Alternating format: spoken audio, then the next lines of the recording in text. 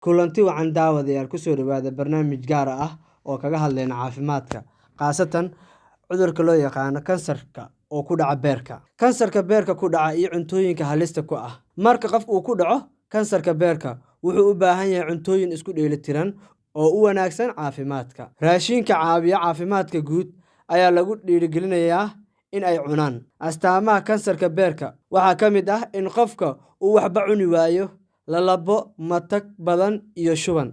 Haddaba cuntooyinka fudud ee saliidda badan leh ma sababi karaan kansarka? Dr. Rajiv oo ku takhasusay xanuunada kansarka wuxuu sheegayaa in cuntooyinka fudud sida jibsiga, beegarka iyo wixii la mid ah oo si joogto ah loo cuno ay sababi karaan cayil, ayna dhibaateyn karaan shaqada kelyaha. Wuxuu tilmaamay in arrintaasi ay keeni karto kansarka ku dhaca kelyaha oo ka mid ah kuwa ugu halista badan. Dhakhtar kale oo lagu magacaabo Dr. Baramud wuxuu sheegay in cuntooyinka fudud la ogaa in ay sababaan kansarka kelyaha qaabab kala duwan. Cuntooyinka fudud waa kuwa aan si wanaagsan loo karinin, biyo fiicanna aan lagu karinin. Waxaa ka dhasha noocyo kiimiko ah oo sababa saameyn la mid ah carcinogen oo dadka qaar ay ka qaadi karaan kansarka beerka.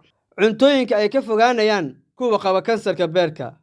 Hadda ma jiro wax si rasmi ah loo soo jeediyey ama lagu caddeeyey qaab baaritaan ah, balse waxaa dhakhaatiirta ku talinayaan in ay u fiican tahay qofka in uu ka fogaado dufanka cufan ama halista ah sida midka hilibka gaduudan, caanaha aan la culin iyo macmacaanka ku jira. 2. Sokorta badan sida cabitaanada, keega doolshada iyo nacnaca lagu daray sokor badan. 3. Cusbada ku jirta cuntooyinka gasacadaysan, hilibka warshadaysan iyo jibsiga. Cuntooyinka u wanaagsan kansarka beerka. Waa arrin wanaagsan in dadka qaba kansarka ay cunaan raashin isku dheelitiran oo leh fiber badan oo beerka ka caawiya inuu shaqeeyo sida ay dhakhaatiirtu ku talinayaan.